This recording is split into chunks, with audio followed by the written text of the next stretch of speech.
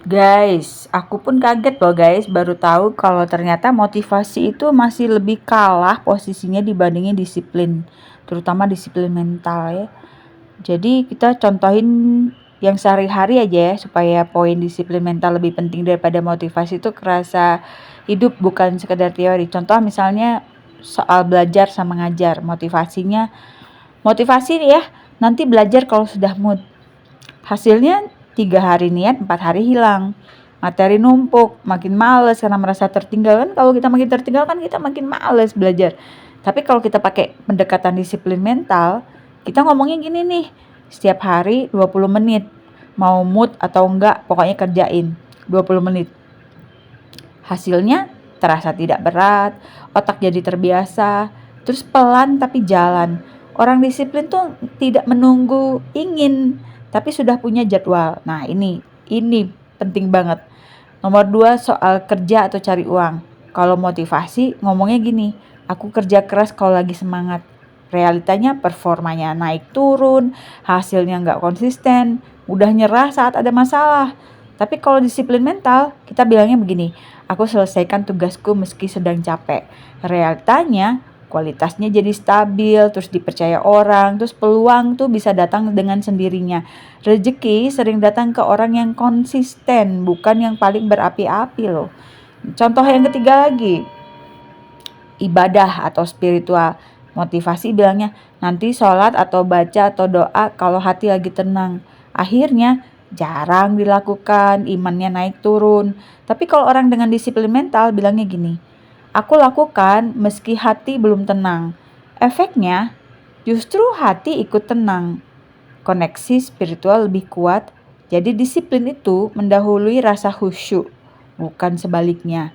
Nah ini jadi kayaknya just do it-nya Nike itu bener banget.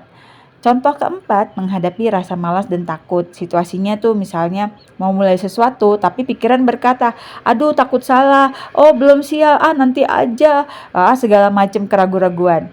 Motivasi ngomongnya begini nih, menunggu rasa berani, nggak mulai-mulai jadinya. Tapi kalau orang dengan disiplin mental, aku mulai meskipun aku takut. Hasilnya, keberanian tumbuh setelah bergerak. Percaya diri lahir dari tindakan. Berani bukan syarat bertindak, tapi hasil dari bertindak. Ini, berani bukan syarat bertindak, tapi hasil dari bertindak. Kalimat kunci dari buku How to Train Your Mind to Win ini, aku tidak selalu bisa mengontrol perasaanku, tapi aku bisa mengontrol tindakanku. Seperti itu guys. Jadi ada hari-hari ketika kamu tuh bangun tanpa semangat, tanpa tenaga, tanpa keyakinan. Dan di hari seperti itu motivasi itu tidak datang menolongmu. Yang datang justru suara kecil di kepala. Capek, nanti saja, besok juga bisa. Nah itu penyakitnya kan. Nah disitulah perbedaannya. Orang yang kalah menunggu rasa ingin, jadi ingin dulu baru dia bertindak. Tapi kalau orang yang menang, dia bergerak meskipun dia tidak ingin. Itu tadi karena konsistensi tadi. Disiplin mental bukan tentang keras pada diri sendiri, tapi tentang setia pada tujuan. Bahkan pada saat perasaan sedang tidak mendukung sekalipun. Jadi kamu tuh nggak perlu berlari, cukup lari satu langkah kecil hari ini, jadi kecil-kecil gitu. Tapi satu tugas bisa diselesaikan, jadi satu komitmen bisa ditepati. Itu yang penting, karena setiap kali kamu tetap berjalan meskipun lelah, meskipun ragu, takut, pikiranmu belajar satu hal penting. Aku tidak menyerah. Dan itulah cara kemenangan dibangun. Pelan, diam-diam, konsisten, setiap hari. Nah, jadi itu ya teman-teman. Gimana? Bukunya bagus banget ya, judulnya How to Train Your Mind to Win. Jadi buat orang-orang yang selalu mengandalkan motivasi, ternyata motivasi itu bisa sangat mudah kita kalahkan. Jadi ya seperti itu, harusnya punya punya disiplin mental yang kuat gitu. Jadi orang dengan disiplin mental yang kuat itu tetap melakukan tugas meskipun malas, takut, tidak percaya diri. Terus tidak nawar-nawar, tidak bargaining dia dengan dirinya sendiri. Misalnya dengan kata-kata, nanti aja, besok besok juga bisa, atau besok lebih niat, atau nunggu mood. Nah itu nggak boleh. Jadi orang yang punya mental disiplin itu dia fokus pada kewajiban, bukan perasaan. Mereka bertanya, apa yang harus saya lakukan, bukan apa yang saya rasakan. Jadi cara ngelatihnya ya lakukan aja meskipun tidak ingin gitu. Latih diri untuk bertindak tanpa menunggu mood, mulai dari kecil tapi konsisten. Ya, seperti itu. Jadikan konsistensi itu sebagai identitas ya. Jadi bukan aku harus rajin, tapi aku orang yang tetap jalan meskipun sulit. Nah, ini beda banget kan. Identitas itu membentuk kebiasaan. Kurangin drama batin ya. Misalnya, aduh banyak alasan, banyak keluhan.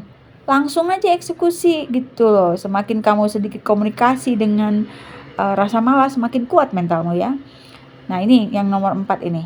Ini penting buat aku ya. Menang kecil setiap hari. Jadi nggak harus langsung biar besar, itu enggak, guys. Mulai aja dari hal-hal kecil yang dibangun gitu kan. Tapi kemenangan itu harian, komitmennya bisa ditepati gitu ya. Jadi setiap kali kamu tidak menyerah, ya belajarlah ini bahwa ini aku bisa gitu. Seperti itu, guys. Jadi motivasi sering gagal ya gitu loh. Karena dia tuh motivasi tuh mudah hilang saat kita capek, ditolak, gagal sekali, nggak cukup kuat saat tekanan datang. Tapi makanya banyak orang tuh cuma semangat di awal, tai-tai ayam kan, kayak anget-anget tai ayam gitu, atau berhenti di tengah. Kenapa? Karena ngandalin motivasi doang gitu. Paham ya? Nah, jadi motivasi tuh kalau kita ibaratin tuh kayak cuaca, dia datang pergi tergantung mood, kondisi atau orang lain, bahkan orang lain terpengaruh juga. Tapi disiplin mental itu dia kayak kompas, jadi ngasih arahan. Jadi meskipun capek, kamu tetap bekerja, meskipun kamu ragu, kamu tetap jalan, nggak menunggu niat dulu muncul baru bergerak, enggak gitu lah. Jadi orang yang menang tuh bukan yang paling termotivasi, tapi yang paling disiplin. Nah, itu dia, mantep kan? Gitu. Nah, ini satu lagi ya, dia ngajarin tuh kalau bicara sama diri sendiri itu juga sangat nentuin. Jadi, kita bicara sama diri sendiri itu apa yang kamu katakan pada diri sendiri saat gagal, menghancurkan diri atau membangun diri. Nah, jadi buku ini ngedorong kita supaya bisa ganti kritik destruktif ya. Jadi konstruktif. Jangan jadi musuh terburuk bagi diri sendiri. Cara kamu berbicara pada diri sendiri akan menentukan seberapa jauh kamu melangkah. Kalau misalnya omongannya membuat ngedown, ya jadi ngedown kan gitu. Jadi ingat ya, jadi orang itu bukan menang karena berbakat ya. Aku menang bukan tipe pemenang. Aku memang bukan, jangan tuh yang kayak gitu. Yang benar adalah mental pemenang itu dilatih. Bisa dilatih, guys. Kebiasaan kecil yang membentuk karakter besar. Cara berpikir bisa diubah dengan latihan sadar. Intinya sih fokus pada apa yang bisa kamu kontrol hari ini gitu kan, tanpa jadi stres kan terlalu memikirkan hasil terus takut gagal sebelum mencoba. Coba aja dibikin kecil-kecil tugasnya, nanti bisa bisa jadi bagus daripada lonjakan besar tapi cuma sesekali. Proses yang benar itu akan menghasilkan hasil yang benar gitu ya. Dan ingat, jangan emosional, karena emosional itu bisa mengaburkan keputusan, membuat reaksi impulsif, menghancurkan konsistensi. Jadi kita boleh emosi, tapi kita harus sadari emosi kita apa, tapi jangan dikuasai olehnya. Jadi tetap tenang, karena tenang itu adalah kekuatan. Pikiran jernih itu menghasilkan keputusan tajam. Kita boleh sebagai manusia merasakan emosi, tapi ingat jangan dikuasain. Jadi motivasi itu sifatnya naik turun ya guys, tapi kalau disiplin mental itu stabil. Jadi jangan tergantung sama mood. Nah, jadi jadilah orang sukses yang selalu bergerak meskipun dia nggak merasa siap. Aduh, ini buat aku banget ini ya. Latih pikiran untuk tetap bekerja di kondisi tidak ideal. Pemenang bukan orang yang selalu semangat, tapi orang yang tetap jalan walaupun semangatnya lagi hilang.